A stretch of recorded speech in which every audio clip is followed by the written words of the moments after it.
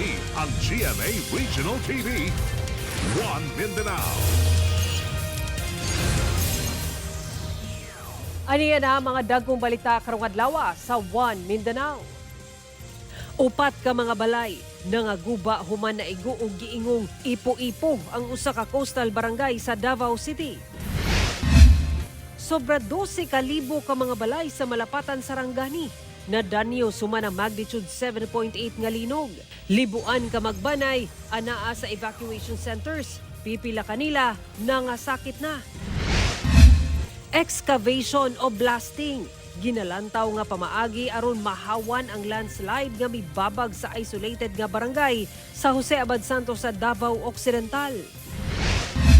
Og usa ka langyaw nga nag-zipline sa usa ka resort sa Gitawtaw, Bukidnon. Angol human nahulog dihang naputol ang kable. Kini ang GMA Regional TV, One Mindanao.